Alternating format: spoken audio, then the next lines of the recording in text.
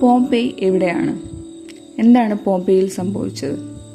ഒരു സാധാരണ പ്രഭാതം. ആളുകൾ മാർക്കറ്റിലേക്ക് പോകുന്നു, കുട്ടികൾ കളിക്കുന്നു, വ്യാപാരികൾ കടകൾ തുറക്കുന്നു. പക്ഷേ ഏതാനും മണിക്കൂറുകൾക്കകം ഈ നഗരം ഭൂമിയിൽ നിന്ന് അപ്രത്യക്ഷമാകും എന്ന് ആർക്കും അറിയില്ലായിരുന്നു. ഏകദേശം 2000 വർഷങ്ങൾക്ക് ശേഷം ഈ നഗരത്തെ വീണ്ടും കണ്ടെത്തിയപ്പോൾ ആളുകൾ കണ്ട കാഴ്ച ലോകത്തെ ഞെട്ടിച്ചു. എന്താണ് പോംപെയിൽ സംഭവിച്ചത്? ക്രിസ്തുവിന് ശേഷം 1-ാം നൂറ്റാണ്ടിൽ ഇന്നത്തെ ഇറ്റലിയുടെ തെക്കൻ ഭാഗത്ത് സ്ഥിതി ചെയ്തിരുന്ന ഒരു മനോഹര നഗരമായിരുന്നു പോംപെയ്. അത് റോമൻ സാമ്രാജ്യത്തിലെ പ്രധാന വ്യാപാര നഗരങ്ങളിൽ ഒന്നായിരുന്നു. നഗരത്തിന് സമീപം കടലുണ്ടായിരുന്നതിനാൽ റോമിന്റെ പല ഭാഗങ്ങളിൽ നിന്നുമുള്ള വ്യാപാര കപ്പലുകൾ ഇവിടെ എത്തുമായിരുന്നു. വീഞ്ഞ്, ഒലീവ് ഓയിൽ, ധാന്യങ്ങൾ, വസ്ത്രങ്ങൾ തുടങ്ങി നിരവധി സാധനങ്ങൾ ഇവിടെ നിന്ന് വ്യാപാരം ചെയ്തിരുന്നു. ഏകദേശം 10,000 മുതൽ 20,000 വരെ ആളുകൾ പോംപെയിൽ താമസിച്ചതായി ചരിത്രകാരന്മാർ കരുതുന്നു. അന്നത്തെ കാലത്ത് പോംപെയ് സമ്പന്നരുടെ നഗരമായിരുന്നു. വിശാലമായ വീടുകൾ, മനോഹരമായ ചിത്രങ്ങൾ, തോട്ടങ്ങൾ, പൊതുകുളിമുറികൾ, ഭക്ഷണശാലകൾ, ക്ഷേത്രങ്ങൾ, നാടകശാലകൾ ഇതെല്ലാം നഗരത്തിലുണ്ടായിരുന്നു. റോമൻ സാമ്രാജ്യത്തിന്റെ സമ്പത്തും സംസ്കാരവും ഇവിടെ വ്യക്തമായി കാണാമായിരുന്നു.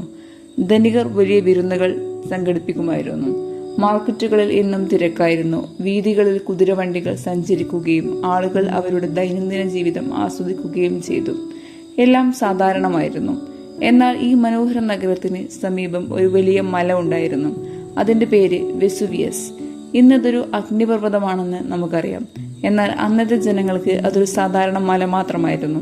കാരണം നൂറ്റാണ്ടുകളായി അത് പൊട്ടിത്തെറിച്ചിരുന്നില്ല. അതുകൊണ്ട് അപകടം ഉണ്ടാകുമെന്ന് ആരും കരുതിയില്ല.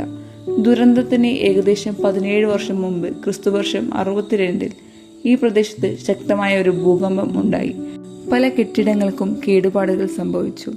എന്നാൽ റോമാക്കാർ നഗരം വീണ്ടും പണിതുയർത്തി. അതിനുശേഷവും ഇടയ്ക്കിടെ ചെറിയ ഭൂചലനങ്ങൾ ഉണ്ടായിരുന്നു. പക്ഷേ അന്നത്തെ ആളുകൾക്ക് അവ അഗ്നിപർവ്വതവുമായി ബന്ധപ്പെട്ട മുന്നറിയിപ്പുകളാണെന്ന് അറിയില്ലായിരുന്നു. അവർ സാധാരണ സംഭവങ്ങളായി അവയെ അവഗണിച്ചു. ക്രിസ്തുവർഷം 79-ലെ ഒരു ദിവസം സൂര്യൻ ഉദിച്ചു, മാർക്കറ്റുകൾ തുറന്നു, കുട്ടികൾ കളിച്ചു, വ്യാപാരികൾ അവരുടെ ജോലികളിൽ തിരക്കായിരുന്നു. ആ ദിവസം വൈകുന്നേരത്തോടെ അവരുടെ ജീവിതം എന്നേക്കുമായി മാറുമെന്ന് ആർക്കും അറിയില്ലായിരുന്നു. ക്രിസ്തുവർഷം 79 ആഗസ്റ്റ് 24. ചില ആധുനിക ഗവേഷകർ ഇത് ഒക്ടോബർ മാസത്തിലായിരിക്കാമെന്ന് കരുതുന്നു. ഉച്ചയോടെ പോംപെയിലെ ജനങ്ങൾ അവരുടെ സാധാരണ ജോലികളിലായിരുന്നു. പെട്ടെന്ന് വെസുവിയസ് പർവ്വതത്തിന്റെ മുകളിൽ നിന്ന് ഒരു വലിയ സ്ഫോടന ശബ്ദം മുഴങ്ങി. ആളുകൾ ആകാശത്തേക്ക് നോക്കി. അവർ കണ്ട കാഴ്ച ഭയാനകമായിരുന്നു. പർവ്വതത്തിന്റെ മുകളിൽ നിന്ന് ഒരു കൂറ്റൻ കറുത്ത മേഘം ആകാശത്തേക്ക് ഉയരുകയായിരുന്നു. അത് സാധാരണ പുകയായിരുന്നില്ല. ചൂടേറിയ ചാരം, അഗ്നിപർവ്വത പാറകൾ, വിഷവാതകങ്ങൾ എന്നിവ ചേർന്ന ഒരു ഭീമൻ സ്തംഭമായിരുന്നു അത്. ഈ ചാരമേഘം 20 മുതൽ 30 കിലോമീറ്റർ വരെ ഉയരത്തിലെത്തിയെന്ന് ശാസ്ത്രജ്ഞർ കണക്കാക്കുന്നു. കുറച്ചു സമയത്തിനുള്ളിൽ പോംപെയിലേക്ക് ചെറിയ പാറക്കഷണങ്ങളും വെളുത്ത പ്യൂമിസ് കല്ലുകളും വീഴാൻ തുടങ്ങി. ആദ്യം ആളുകൾക്ക് ഇതത്ര അപകടകരമാണെന്ന് തോന്നിയില്ല. ചിലർ വീടിനുള്ളിലേക്ക് ഓടി. ചിലർ വിലപിടിപ്പുള്ള സാധനങ്ങൾ എടുത്ത് രക്ഷപ്പെടാൻ ശ്രമിച്ചു. മറ്റു ചിലർ ഇത് ഉടൻ തീരും എന്ന് കരുതി അവിടെ തന്നെ നിന്നു. എന്നാൽ ഓരോ മണിക്കൂറും കടന്നു പോകുമ്പോൾ സ്ഥിതി കൂടുതൽ മോശമായി. ചാരം കട്ടിയായി വീണതോടെ സൂര്യപ്രകാശം മറഞ്ഞു. ഉച്ചസമയമായിരുന്നെങ്കിലും നഗരം രാത്രി പോലെ ഇരുണ്ടു. ആളുകൾക്ക് വഴികൾ പോലും കാണാൻ കഴിയാതെ വന്നു. ശ്വസിക്കാൻ ബുദ്ധിമുട്ടായി. ചാരം മൂക്കും വായും നിറയ്ക്കാൻ തുടങ്ങി. മണിക്കൂറുകളോളം തുടർച്ചയായി വീണ ചാരം വീടുകളുടെ മേൽക്കൂരകളിൽ കുന്നുപോലെ അടിഞ്ഞുകൂടി. ഭാരം താങ്ങാനാകാതെ പല വീടുകളുടെയും മേൽക്കൂരകൾ ഇടിഞ്ഞു വീണു. അവയ്ക്കിടയിൽ കുടുങ്ങി നിരവധി ആളുകൾ മരിച്ചു. എന്നിട്ടും അതിലും വലിയ അപകടം ഇനിയും എത്തിയിരുന്നില്ല. രാത്രിയോടെ അഗ്നിപർവ്വതത്തിന്റെ ഉള്ളിലെ സമ്മർദ്ദം വീണ്ടും വർദ്ധിച്ചു. തുടർന്ന് വെസുവിയസ് കൂടുതൽ ശക്തിയായി പൊട്ടിത്തെറിച്ചു.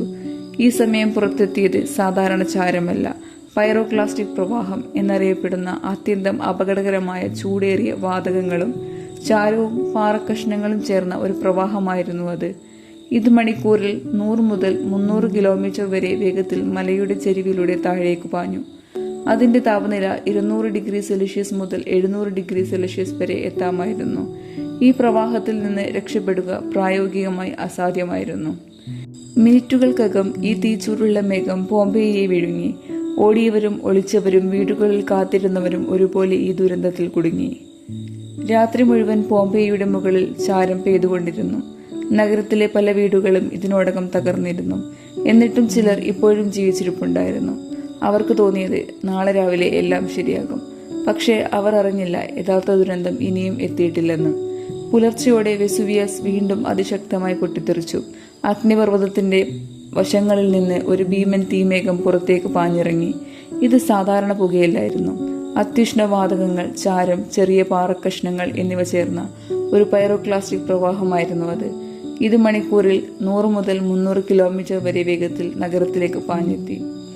ആളുകൾ ഓടാൻ ശ്രമിച്ചു. ചിലർ കുടുംബാംഗങ്ങളെ വിളിച്ചു, ചിലർ കുട്ടികളെ എടുത്ത് രക്ഷപ്പെടാൻ നോക്കി, ചിലർ വീടുകളിൽ ഒളിച്ചു. എന്നാൽ ഈ പ്രവാഹം അതിവേഗത്തിലായിരുന്നതിനാൽ പലർക്കും രക്ഷപ്പെടാൻ അവസരം ലഭിച്ചില്ല. അത്യുഷ്ണവാതകവും ചാരവും നഗരം മുഴുവൻ മൂടി. കുറച്ചു സമയത്തിനുള്ളിൽ പോംപെ പൂർണ്ണമായും ചാരത്തിനടിയിലായി. ഏകദേശം 4 മുതൽ 6 മീറ്റർ വരെ കട്ടിയുള്ള ചാരവും അഗ്നിപർവ്വത നിക്ഷേപങ്ങളും നഗരത്തെ മൂടിയെന്നാണ് ഗവേഷകർ കണ്ടെത്തിയത്. വീടുകൾ, വീഥികൾ, ക്ഷേത്രങ്ങൾ, മാർക്കറ്റുകൾ എല്ലാം ചാരത്തിനടിയിൽ മറഞ്ഞു. കാലം കടന്നു. മാസങ്ങൾ, വർഷങ്ങൾ, നൂറ്റാണ്ടുകൾ. പോംപെയി ഉണ്ടായിരുന്ന സ്ഥലം പോലും ആളുകൾ മറന്നു. ഒരിക്കൽ ആയിരക്കണക്കിന് ആളുകൾ ജീവിച്ചിരുന്ന നഗരം ഭൂമിക്കടിയിൽ ഉറങ്ങിക്കിടന്നു. ചാരം എല്ലാം മൂടിയെങ്കിലും അതേ ചാരം പല വസ്തുക്കളെയും സംരക്ഷിക്കുകയും ചെയ്തു. മരപ്പകരണങ്ങളുടെ അടയാളങ്ങൾ, ഭിത്തി ചിത്രങ്ങൾ, ഭക്ഷണപാത്രങ്ങൾ, കടകൾ, വീടുകളുടെ രൂപം, ഇവയിൽ പലതും നൂറ്റാണ്ടുകളോളം നിലനിന്നു. ഇന്നവ പുരാവസ്തു ഗവേഷകർക്ക് റോമൻ കാലഘട്ടത്തിലെ ജീവിതത്തെക്കുറിച്ച് അമൂല്യമായ വിവരങ്ങൾ നൽകുന്നു. ഏകദേശം 1700 വർഷങ്ങൾക്ക് ശേഷം പോംപെയെ വീണ്ടും കണ്ടെത്തിയത് എങ്ങനെ? വെസുവിയസ് പൊട്ടിത്തെറിച്ചതിനു ശേഷം പോംപെയ് എന്ന നഗരം ലോകത്തിന്റെ ഓർമ്മയിൽ നിന്ന് മാഞ്ഞുപോയി. പുതിയ തലമുറകൾക്ക് ആ നഗരത്തെക്കുറിച്ച് അറിയില്ലായിരുന്നു. ഒരിക്കൽ ആയിരക്കണക്കിന് ആളുകൾ ജീവിച്ചിരുന്ന നഗരം ഇപ്പോൾ മണ്ണിനും ചാരത്തിനും അടിയിൽ നിശബ്ദമായി കിടന്നു. 1748 തൊഴിലാളികൾ ഈ പ്രദേശത്തെ കുഴിയെടുക്കുന്നതിനിടെ അസാധാരണമായ ചില കല്ലുകളും മതിലുകളും കണ്ടെത്തി. പിന്നീട് പുരാവസ്തു ഗവേഷകർ ഇവിടെ വലിയ തോതിൽ ഖനനം ആരംഭിച്ചു. അവർ കണ്ട കാഴ്ച ലോകത്തെ ഞെട്ടിച്ചു. ഇതൊരു സാധാരണ അവശിഷ്ടമല്ലായിരുന്നു. മുഴുവൻ ഒരു നഗരം തന്നെ ചാരത്തിനടിയിൽ സംരക്ഷിക്കപ്പെട്ടിരുന്നു. വീടുകൾ, കടകൾ, ക്ഷേത്രങ്ങൾ, റോഡുകൾ, ഭിത്തികളിലെ ചിത്രങ്ങൾ എല്ലാം ഏകദേശം 1700 വർഷം പഴക്കമുള്ളതായിരുന്നിട്ടും അത്ഭുതകരമായി നിലനിന്നിരുന്നു. ഇത് റോമൻ സാമ്രാജ്യത്തിലെ ദൈനംദിന ജീവിതം മനസ്സിലാക്കാൻ ചരിത്രകാരന്മാർക്ക് ഒരു സമയജാലകമായി മാറി. 1860കളിൽ ഇറ്റാലിയൻ പുരാവസ്തു ഗവേഷകനായ ജൂസപ്പെ ഫിയോറെല്ലി ഒരു പ്രത്യേക കാര്യം ശ്രദ്ധിച്ചു. ചാരത്തിനടിയിൽ ചില ശൂന്യ ഇടങ്ങൾ ഉണ്ടായിരുന്നു. അവ മനുഷ്യരുടെ ശരീരങ്ങൾ ചീഞ്ഞുപോയ ശേഷം രൂപപ്പെട്ട ശൂന്യതകളാണെന്ന് അദ്ദേഹം മനസ്സിലാക്കി.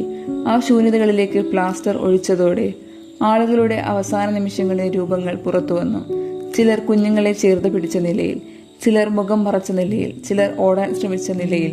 ഈ ദൃശ്യങ്ങൾ ഇന്നും ലോകമെമ്പാടുമുള്ള സന്ദർശകരെ വികാരഭരിതരാക്കുന്നു. ഒരു പ്രധാന കാര്യം, വെസുവിയസ് അഗ്നിപർവ്വതം മരിച്ചിട്ടില്ല. അതിന്നും സജീവമായ ഒരു അഗ്നിപർവ്വതമാണ്. അവസാനമായ വലിയ തോതിൽ പൊട്ടിത്തെറിച്ചത് 1944 ഇന്നും ലക്ഷക്കണക്കിന് ആളുകൾ വെസുവിയസിന് സമീപം താമസിക്കുന്നു. അതുകൊണ്ട് ശാസ്ത്രജ്ഞർ 24 മണിക്കൂറും അതിനെ നിരീക്ഷിച്ചുകൊണ്ടിരിക്കുന്നു. പോംപെയ് ഒരു പുരാതന നഗരം മാത്രമല്ല, പ്രകൃതിയുടെ ശക്തിക്ക് മുന്നിൽ മനുഷ്യൻ എത്ര ചെറുതാണെന്ന് ഓർമ്മിപ്പിക്കുന്ന ഒരു ജീവിച്ചിരിക്കുന്ന ചരിത്രപാഠമാണത്. ഇന്ന് പോംപെയിലൂടെ നടക്കുമ്പോൾ ഏകദേശം 2000 വർഷം മുമ്പ് ജീവിച്ചിരുന്ന മനുഷ്യരുടെ ജീവിതത്തിന്റെ അടയാളങ്ങൾ ഇന്നും കാണാം. അതുകൊണ്ടാണ് പോംപെയിയെ ലോകത്തിലെ ഏറ്റവും പ്രധാനപ്പെട്ട പുരാവസ്തു കേന്ദ്രങ്ങളിൽ ഒന്നായി കണക്കാക്കുന്നത്. പ്രകൃതി ചിലപ്പോൾ മുന്നറിയിപ്പ് നൽകും, പക്ഷേ ആ മുന്നറിയിപ്പ് മനസ്സിലാക്കാൻ കഴിയാത്തപ്പോൾ ചരിത്രം ഇത്തരത്തിലുള്ള ദുരന്തങ്ങൾ രേഖപ്പെടുത്തും. പോംപെയുടെ കഥ അതിന്റെ ഏറ്റവും വലിയ ഉദാഹരണമാണ്. ഈ വീഡിയോ ഇഷ്ടമായെങ്കിൽ ലൈക്ക് ചെയ്യൂ, സബ്സ്ക്രൈബ് ചെയ്യൂ. അടുത്ത വീഡിയോയിൽ മറ്റൊരു അത്ഭുതകരമായ ചരിത്ര രഹസ്യവുമായി വീണ്ടും കാണാം.